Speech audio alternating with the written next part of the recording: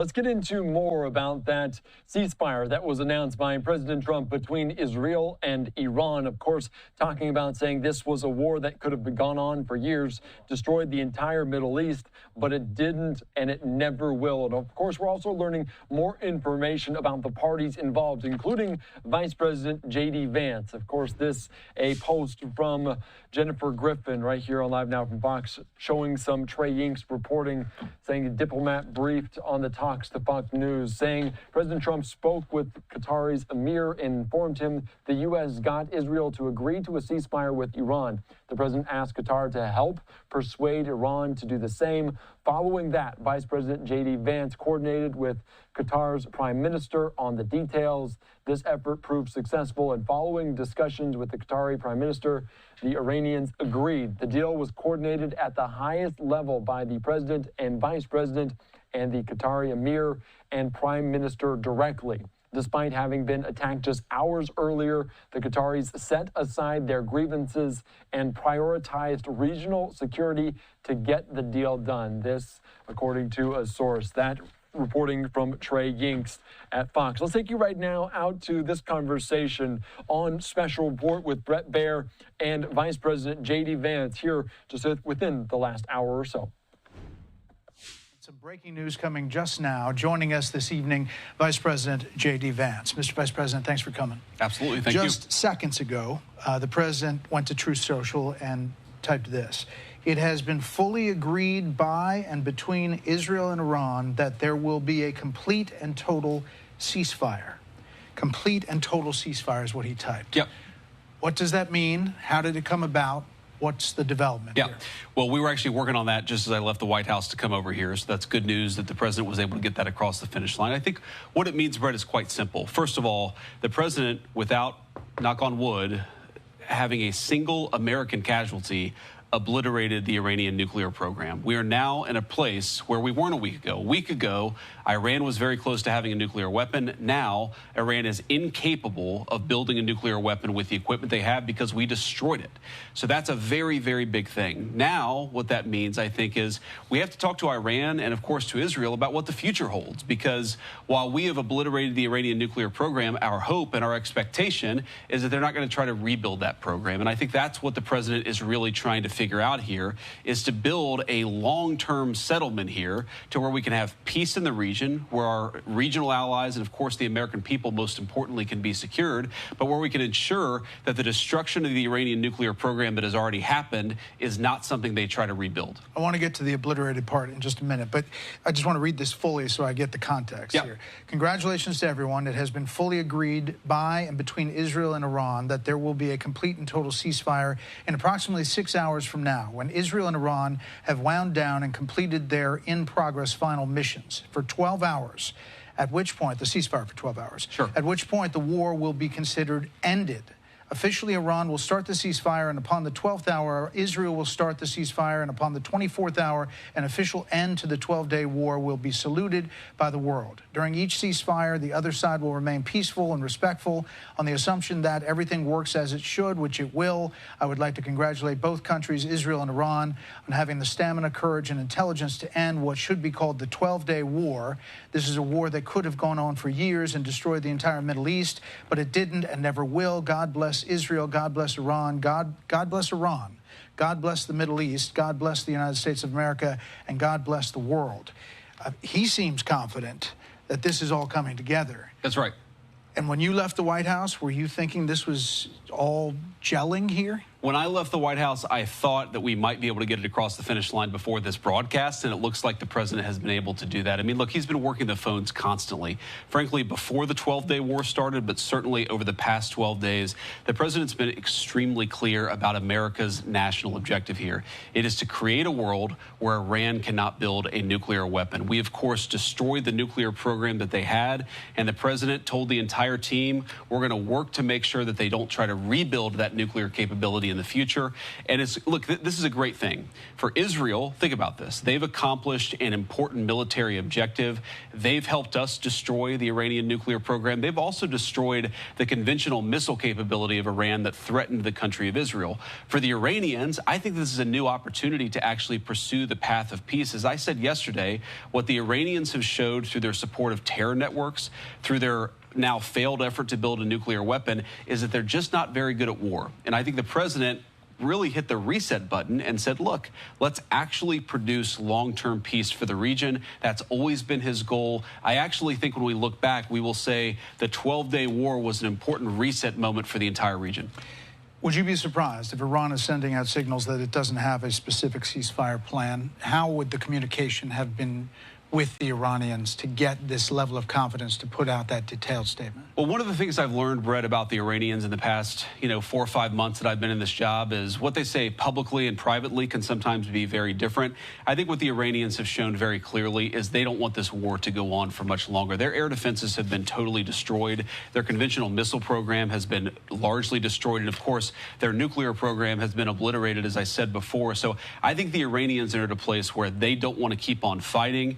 You saw the president, and I don't have the truth in front of me, but he talked about the next 6 hours, right, finalizing the attacks. I mean, I think what he's talking about is right now, for the American people watching, it's dark over there. That's typically when the Israelis and the Iranians have been shooting at each other. I think there's some recognition that that might continue for another few hours, and tomorrow really is a new day. The end of the 12-day war, the end of the Iranian nuclear program, and I really do believe the beginning of something very big for peace in the Middle East. So you said totally obliterated. The president has said totally obliterated the Iran nuclear program. Yeah. Do you know for sure where all the highly enriched uranium is?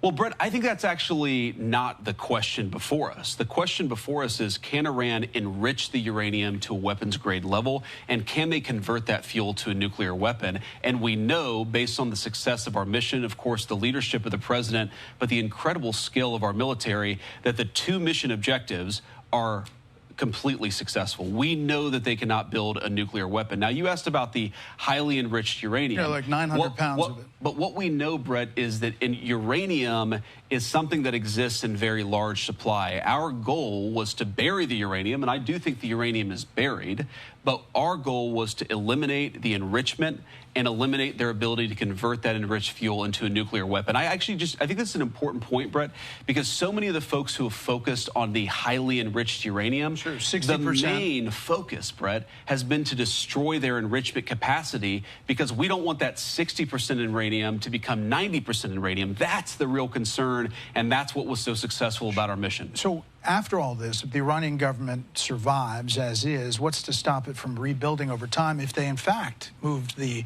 60% highly enriched uranium? That's the concern. No, the big concern, Bret, and this is, again, what we destroyed, is their ability to enrich uranium. If they have 60% enriched uranium, but they don't have the ability to enrich it to 90%, and further, they don't have the ability to convert that to a nuclear weapon, that is mission success. That is the obliteration of their nuclear program, which is why the president, I think, rightly is using that term. But here's the question. If Iran is desperate to build a nuclear weapon in the future, then they're going to have to deal with a very, very powerful American military again. Our hope is that the lesson that the Iranians have learned here is, look, we can fly a bunker buster bomb from Missouri to Iran completely undetected without landing once on the ground, and we can destroy whatever nuclear capacity you build up. I think that lesson is what's going to teach them not to rebuild their nuclear capacity. Yesterday, were you speaking on the president's behalf when you said was not interested in regime change? Well, Bret, what I've said is the American military, that is not our mission, as regime change. Our mission was to destroy the nuclear facilities and the nuclear program of Iran, which we, of course, did. I think what the president's also said is that the Iranian people want to make a decision about regime change. That's between the Iranian people and the regime. Of course, we support freedom fighters all around the world, but our mission was to destroy the nuclear facilities, and that's what we did. So you don't think there's any mixed message when he goes to Truth Social and says it's not politically correct to use the term regime change, but if the current Iranian regime is unable to make Iran great again, why wouldn't there be a regime change? MIGA. Well, I think what the president is saying very clearly, Brett, is if the Iranian people want to do something about their own leadership, that's up to the Iranian people. What the American national security interest here is very simple. It's to destroy the nuclear program. That's what we've done. And now that the 12-day war appears to be effectively over, we have an opportunity, I think, to restart a real peace process.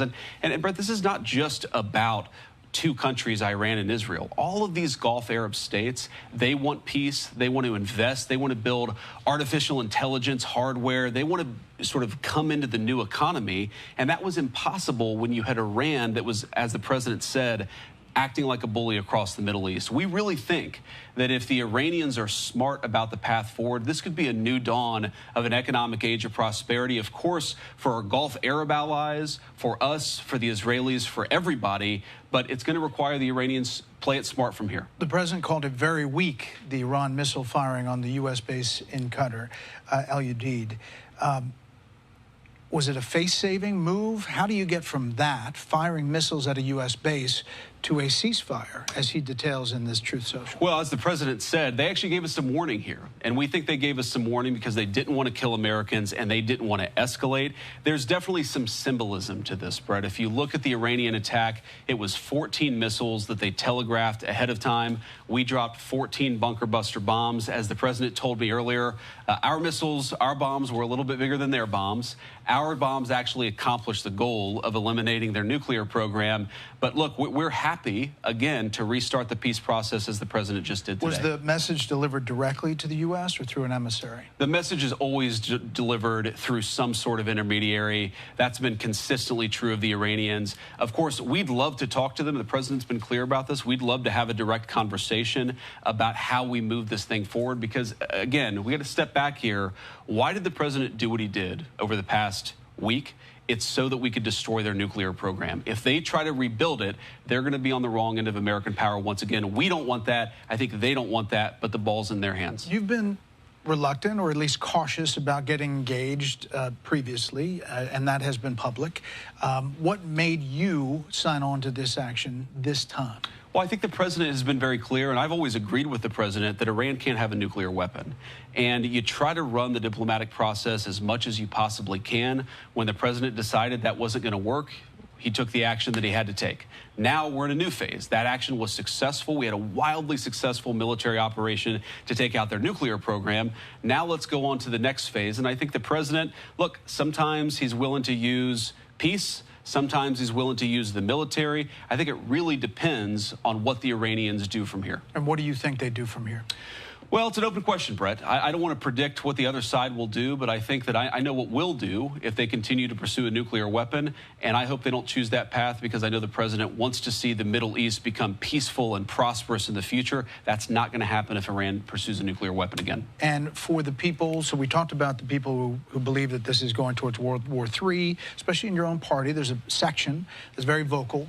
There's another section that says you should take out this regime because it's evil and horrible and has done horrible things for decades. How do you square those two sides? And can this regime stay in place and still have a peaceful, reaction relationship with the U.S.? Well, I think the president has squared those two sides quite well. One, because he's the leader of the movement, and a lot of people trust the president as they should. They recognize they're not seeing the same intelligence. They're not seeing the same classified documents. They trust the president to do a good job. But importantly, Brett, I think he's threaded the needle quite well here. We had a very particular objective. It was profound and difficult to accomplish. Do you think the elimination of the Iranian nuclear program. Do you think they were close? And I think the president successfully did that. You're asking, were the Iranians close to a nuclear weapon? Brett, they were very close to a nuclear weapon. And what I encourage my fellow Americans to think about here is that a week ago, the Iranians were quite close to achieving a nuclear weapon. Now they cannot build a nuclear weapon. That is the biggest testament to the president's leadership and to the success of our mission. In 1 week, without, thank God so far, not losing a single American casualty, we have taken what was a threatening nuclear program that could have destabilized the entire world. Now that program is gone. We did it through effective presidential leadership and also some very, very competent work from our troops. How often does it happen where you're going to do an interview and you get a Truth Social seconds before? You have some sense of it, but it's pretty detailed, where you are being asked about something the president has just put out. In this administration, Brett, it happens quite a bit, actually. But we knew this was coming. The draft, it was interesting. I just read the draft about 2 minutes before we went on the air. It was a little bit different from what the president had showed me a couple of hours ago. But again, I knew that he was working the phones as I was on the way over here. So I knew exactly what we were going to do. And look, I love that about this presidency and this administration is he's always working. He doesn't say, you know, the vice president's going to do an interview, so I'm going to stop doing anything. He says, you know, we're going to do the American people's business. The vice president knows what I'm trying to accomplish. And if I get it done, great, because we're going to talk about it and celebrate it, because it is a thing to celebrate. I can't emphasize this enough, Brett. We have destroyed the Iranian nuclear program. 0 Americans have died. That's an amazing, amazing thing. Americans, whether Democrats or Republicans, we should be celebrating that. Mr. Vice President, we appreciate you coming and rolling with the punches as well.